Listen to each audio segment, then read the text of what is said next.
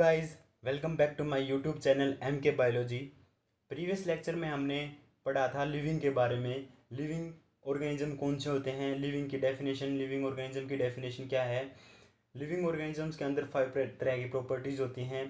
First हमारी growth, second reproduction, third metabolism, fourth cellular structure and fifth is consciousness. आज की video में हम दो टॉपिक को पढ़ेंगे। फर्स्ट है हमारा बायोडाइवर्सिटी एंड सेकंड टैक्सोनॉमी। आज की वीडियो की स्टार्टिंग हम बायोडाइवर्सिटी से करेंगे। Let's start our today's lecture. Biodiversity. Biodiversity की डेफिनेशन क्या है? The wide variation of life form on earth is called biodiversity. हमारी अर्थ पे जितनी भी तरह की लाइफ्स है, जितनी भी तरह के लिविंग ऑर्गेनिज्म हैं, चाहे चाहे वो प्लांट हो, चाहे वो एनिमल हो, वो सब एक साथ मिलकर बायोडाइवर्सिटी को फॉर्म करते हैं। वो इसको हम बायोडाइवर्सिटी कहते हैं। प्रेजेंटली हमारे अर्थ पे 1.7 मिलियन स्पीसीज हैं जो बायोडाइवर्सिटी बनाती हैं, जिसमें 1.7 मिलियन एनिमल्स की स्पीसीज हैं, सॉरी 1.2 मिलियन है हमारी एनिमल की, सॉरी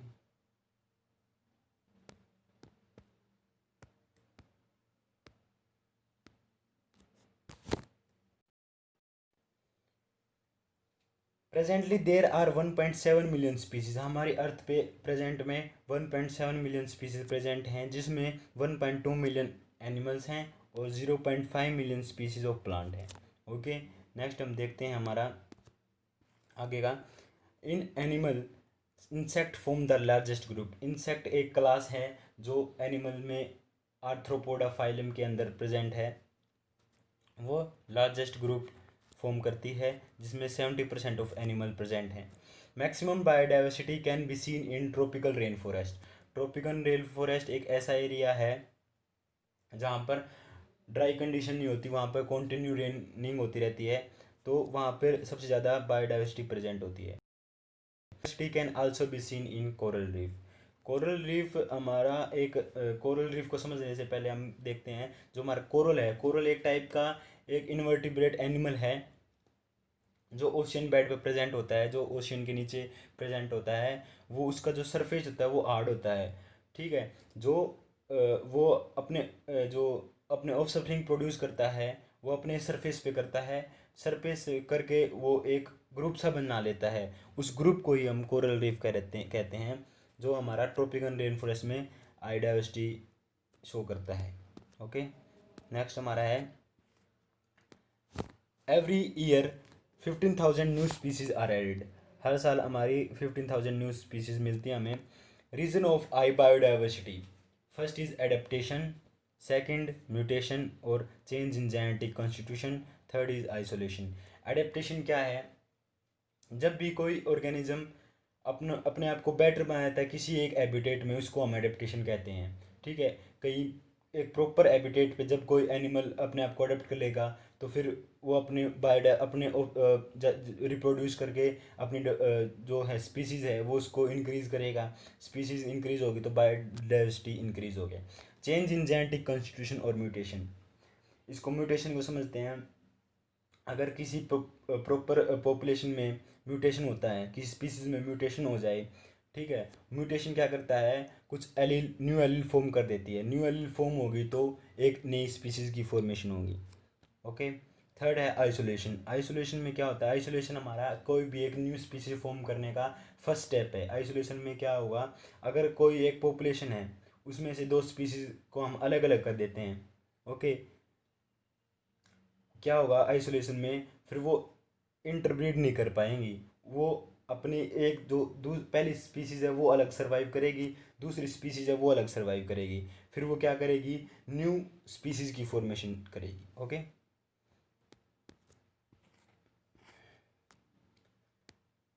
अब देखते हैं हमारा सेकंड टॉपिक आज का, टैक्सोनॉमी।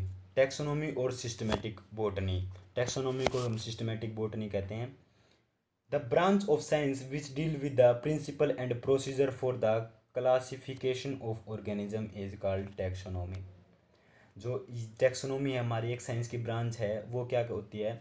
जो ऑर्गेनिज्म का क्लासिफिकेशन होता है उसके प्रोसीजर और प्रिंसिपल को स्टडी करने वाली साइंस को हम टैक्सोनॉमी कहते हैं। Okay, term taxonomy was given by A P de Candolle. A P de Candolle ने टैक्सोनॉमी टर्म दिया था। फादर ऑफ टैक्सोनॉमी कौन हमारे? लीनियस।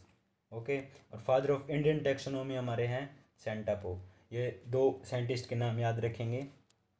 नेक्स्ट हम देखते हैं स्टेप्स ऑफ टैक्सोनॉमी। स्टेप्स क्या हैं? फर्स्ट स्टेप है हमारा कैरेक्टराइजेशन और आइडेंटिफिकेशन। सेकंड स्टेप है हमारा नोमेनक्लेचर और थर्ड स्टेप है हम क्लासिफिकेशन। हम इसको बाद में डिटेल में देखेंगे क्या होता है। नेक्स्ट हम चलते हैं आगे, टाइप्स ऑफ टैक्सोनॉमी। टैक्सोनॉमी तीन तरह की होती है। टैक्सोनॉमी तीन तरह की होती है। फर्स्ट इज अल्फा टैक्सोनॉमी, जिसमें इसकी डेफिनेशन है it is based on the study of gross morphological character. Gross morphological character मतलब इसमें क्या होता है अल्फा टैक्सोनॉमी में, जो हमारा कोई भी ऑर्गेनिज्म है उसको बाहरी रूप से, बाहरी मॉर्फोलॉजी कैरेक्टर देख के हम, बाहर से देख के हम उसको क्लासीफाई करते हैं। ओके, सेकंड हमारा beta taxonomy. It is based on study of morphological along the cytological, physiological, anatomically और जेनेटिकली कैरेक्टरिस्टिक। इसमें बीटा टैक्सोनॉमी में क्या होता है, हमारा कोई भी ऑर्गेनिज्म उसको बाहर से तो देखते ही देखते हैं, बाहर से तो आइडेंटिफाई करते हैं, साथ ही साथ उसको साइटोलॉजिकल, उसकी सेल से, उसकी फिजियोलॉजिकल जो भी प्रोसेसेस हैं इंटरनल, उससे एनाटॉमी उसका क्या स्ट्रक्चर है उसकी सेल्स का, एनाटॉमिकल से, और जेनेटिक क्या कॉन्स्टिट्यूशन है उसका, जेनेटिक क्या कौन सा डीएनए है, क्या आरएनए है, उससे हम उसकी स्टडी करते हैं, उसको हम बीटा टैक्सोनॉमी कहते हैं। थर्ड है हमारा ओमेगा टैक्सोनॉमी। ओमेगा टैक्सोनॉमी में क्या है? It is based on microscopical observation. Microscopical observation हमारी बीटा टैक्सोनॉमी, ओमेगा टैक्सोनॉमी में होती है, and biochemical evidence. Okay, some biologist also include phylogeny under this taxonomy. Phylogeny का मतलब है उसकी इवोल्यूशनरी हिस्ट्री, मतलब किस ऑर्गेनिज्म से वो रिलेट करता है। ओके, क्लासिकल और ओल्ड टैक्सोनॉमी। क्लासिकल और ओल्ड के बारे में हम देखते हैं। सॉरी, क्लासिकल और old taxonomy. It is based on morphological character only. Classical taxonomy है वो ओनली मॉर्फोलॉजिकल कैरेक्टर पे डिपेंड करती है, बेस करती है। While modern taxonomy based on internal और एक्सटर्नल ऑर्गेनाइजेशन ऑफ सेल के इंटरनल और एक्सटर्नल जो फीचर्स हैं ऑर्गेनाइजेशन है उस पर डिपेंड करती है, और developmental processes, ecological role of an organism. Okay, ये थ्री तरह मॉडर्न जो टैक्सोनॉमी है उसमें थ्री तरह के जो पैटर्न्स हैं उसको फॉलो करती है मॉडर्न टैक्सोनॉमी। देन नेक्स्ट हमारी टर्म है systematics. This term is proposed by Linnaeus. Taxonomy along with phylogeny. Okay, taxonomy along with phylogeny मतलब हम जो ऑर्गेनिज्म है उसकी स्टडी तो करते हैं, साथ ही साथ उसकी हम फाइलोजेनी इवोल्यूशनरी हिस्ट्री भी देखते हैं, उसी को हम सिस्टमैटिक्स कहते हैं। ओके,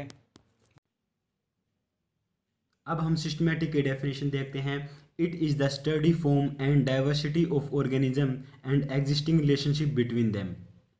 जो हमारा सिस्टमैटिक है इसमें हम स्टडी करते हैं किसी ऑर्गेनिज्म की डाइवर्सिटी और उसकी फॉर्म को, और जो ऑर्गेनिज्म में रिलेशनशिप प्रेजेंट है उसकी स्टडी को हम सिस्टमैटिक कहते हैं। It was first used by Linnaeus in his book Systema नेचुरे। Linnaeus की एक बुक है सिस्टमा नेचुरे, उसमें उसने सबसे पहले सिस्टमैटिक को यूज़ किया था। किसने? लीनियस ने। ये नाम याद रखेंगे, एक तो साइंटिस्ट था लीनियस जिसने सिस्टमैटिक को फर्स्ट यूज़ किया, और उसकी बुक का नाम सिस्टमा नेचुरे। ओके, नेक्स्ट हमारा आता है ओल्ड और क्लासिकल सिस्टमैटिक। ओल्ड और classical systematic is based on morphological character. Okay, जो क्लासिकल सिस्टमैटिक है वो मॉर्फोलॉजिकल कैरेक्टर पे बेस्ड है। According to this a species is the basic unit of. Species है, ये इंपॉर्टेंट लाइन है। Species is the basic unit of classification according to classical systematic. Okay, ये important है, किसके अकॉर्डिंग ये स्पीसीज क्लासिफिकेशन की बेसिक यूनिट है। ठीक है, नेक्स्ट हमारा आता है सबसे इम्पोर्टेंट टर्म, वो है न्यू और बायोसिस्टमैटिक। ओके, क्या होती है ये हम पढ़ेंगे। Term was given by Julian Huxley. Julian Huxley एक साइंटिस्ट था जिसने न्यू बायोसिस्टमैटिक टर्म को दिया था।